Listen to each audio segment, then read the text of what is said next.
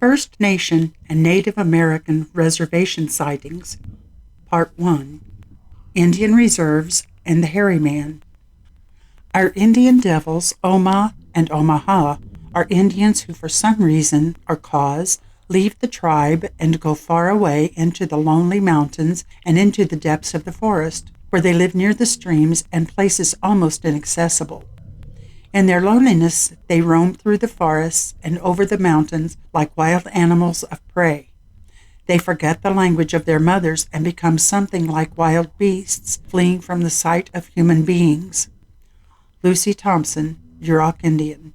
Site, To the American Indian, Reminiscences of a Yurok Woman, by Lucy Thompson, September 1991.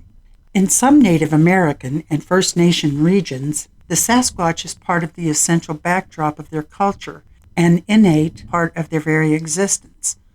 Some of those who are of Indian extract still hold to the traditions their forefathers taught them. Ancient ways are still taught to today's youngsters, and so it should be, so strong is the belief in the old ways. The Sasquatch's ability to hypnotize and change forms in order to trick people tends to be a recurring theme in many Native legends.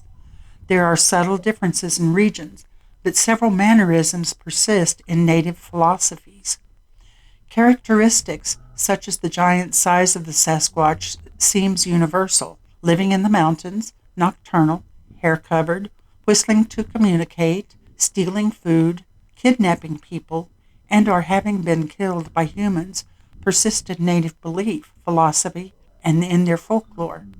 Diane Beers, a curator for the Ocean Shores Interpretive Center, ROSIC, in Washington State, said, "Some Bigfoot depictions in Native American legends are consistent with what researchers have observed."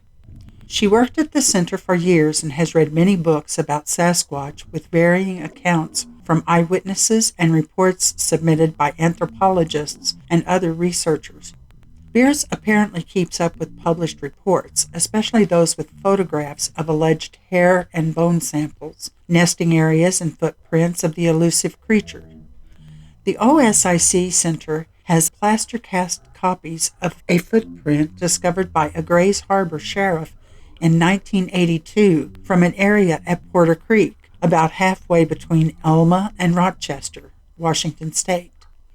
Since Beers began her work at the OSIC, more than 30 people have told her stories of alleged encounters of Bigfoot. Beers said the number of consistent accounts cannot be dismissed as tall tales. The stories are the same. There's got to be something out there if people keep seeing them. Site, Rachel Thompson, writer for the Tohola, Washington Daily Word. The Quinault Legend of the Gluckek. A Quinault woman by the name of Harvest Moon worked at one time as a storyteller at the Lake Quinault Lodge in the Olympic National Forest and other resorts along the coast during summers. Familiar with Native American legends, she frequently told the story of the haired monster Gluckek. It is a legend she learned from a Lummi elder who told her the legend had ties to the creation of the blood-sucking mosquito. Of the Gluckek, he told her, "His hairy legs were as big as tree trunks," she said, while swaying her hips and making arm and hand gestures during one of the storytelling sessions at the Lake Quinault Lodge. His skin was as tough as leather, and his eyes had a hypnotic glow to them. The monster started chasing women through the berry patch. His huge feet knocked over every basket of berries, wasting them on the ground. According to the legend, warriors from various tribes finally gathered together, and vowing to kill the monster, they set about digging a deep hole. The plan was to trick the monstrous Gluckek into falling into the hole where the Indians would burn him alive. Apparently it worked. As Gluckek began dying, he swore he would return to drink the villagers' blood. The Gluckek giant's ashes ascended into the air as tendrils of smoke, and as they did, they were transformed into clouds of swarming blood-sucking mosquitoes before their eyes. The Indians became afraid. Legend teller Moon thought some stories seemed exaggerated, but they're often based on perceptions from real-life experiences among the early aboriginals. Harvest Moon was almost sure she had an experience with the Sasquatch. It happened during the year she completed a midlife passage. Passages are life stages every Quinault goes through: birth, teenager, midlife, and elder. Moon had to camp in the Quinault rainforest in what is now Grays Harbor County until she felt she completed the passage. She stayed in a tent with minimal amenities and survival gear on and off for 3 years. She would often walk the trails and strip bark from trees to use for weaving baskets. One night she woke up in her tent with a paralyzing sense of fear. Something was standing outside. She could feel it. "They say Glukek can hypnotize you," Moon said. Her fear was so great she could neither move nor speak. Her heart raced. Moon said she didn't know if it was a dream or if it really happened. Fear is a complex and highly powerful emotion. It is the cause of many distorted physical and mental perceptions. Understanding how fear works in the physical body is helpful to sort out false perceptions from real perceptions. There are cases on file of men so terrorized by the presence of a Sasquatch that they became paralyzed, unable to speak, breathe, or communicate successfully. A few of those men reportedly blamed their sudden physical limitations on the Sasquatch and a perceived magical spell. They even imagined that the Sasquatch is capable of paralyzing them with something akin to infrasound. In reality, the cause is fear. In overlapping belief systems, a Bigfoot's ability to hypnotize and change forms in order to trick Native people is a recurring theme in many Native American and First Nation traditions. There are subtle differences in regions, but several characteristics, such as giant size, living in the mountains, nocturnal, hair-covered, whistling, stealing food, women, and children, and or having been killed by humans, seem to overlap. Cite Rachel Thompson, formerly a writer for the Tuhola Washington Daily.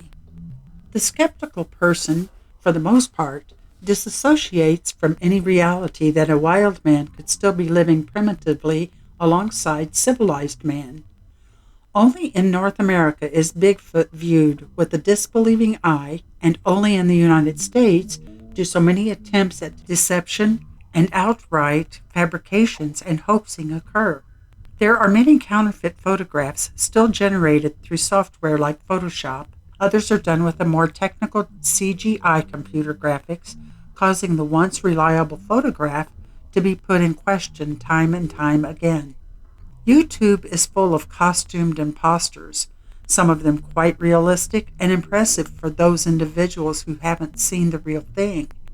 But the real thing doesn't have straight pant legs. Such is the dead giveaway of a costume. Watch out for the rolls and tucks of a hoodie in silhouette and the cuffed sleeve of a jacket.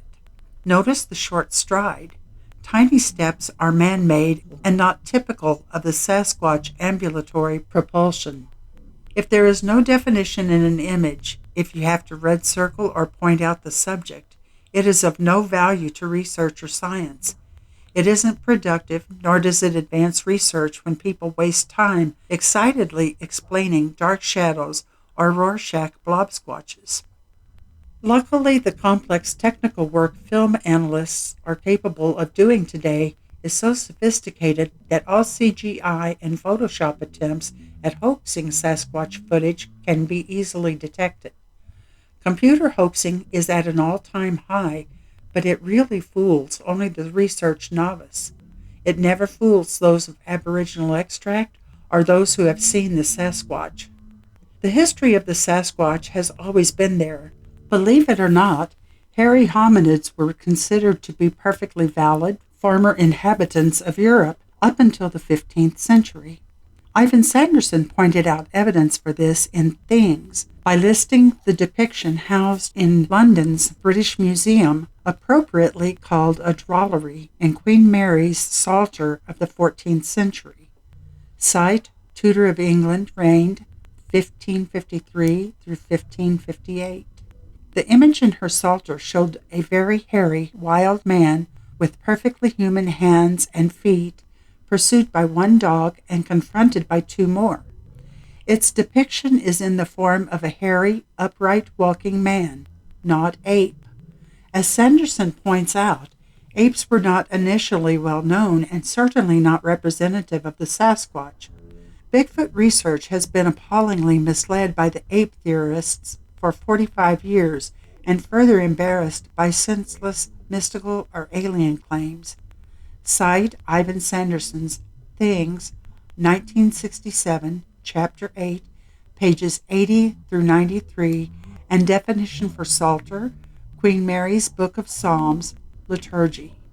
Fast forward to a 1784 London Times report of a huge, man-like, hair-covered creature that had been captured by Canadians at a place called Lake of the Woods, Manitoba. Other than a hairy creature over 7 feet tall, no other details were in the news release. At the time, Native First Nation Canadians viewed these creatures as people of another tribe. Religious points of view. Some of the first newspaper accounts referred to these individuals as fierce people, while others simply referred to them as wild men, men of the mountains, or our elder brothers. It is interesting to note that all religious texts referred to elder brother Esau, born first before his twin Jacob in Genesis 25, 19 through 34. Others believe Cain was a Bigfoot, but Cain was neither hairy or of giant stature. Esau, Edom, was both. Giants and hairy men can be traced in all religious texts back to biblical times. Other early writings referred to the hairy men as feral freaks of nature, brutes, monsters, generally classified as a monstrous being that is greatly feared. Once more, referring to religious texts, God hath not given us the spirit of fear, is defined in 2 Timothy 1:7. It states fear is a spirit that man can overcome. But fear is an abstract concept in religious writings.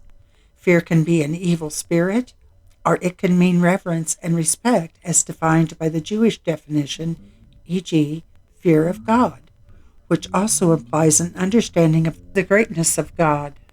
The Sasquatch is not unique to North America, but is worldwide and found in most ethnicities and in all religions. To be continued, and thank you for listening. There would be many parts to the reading of this book. If you like this reading, please like, subscribe, and hit the notification button to be sure to catch the future parts. We welcome comments, but please be considerate of others. If you have had an experience with or about Bigfoot, cryptids, UFOs, paranormal, or any other strange happenings, and would like to share them on our channel to be read, please email them to sharingofstrangestories@gmail.com. We hope to establish a channel that can provide an outlet for people to speak freely of their experiences without ridicule from others. There are many of us out there that have had these experiences and have faced the ridicule. Emails will be read on our channel, so please keep them family friendly. If you want to remain anonymous and do not want your name read to the public, please put that at the beginning of the email or in the subject line. Thanks again for listening, and stay safe.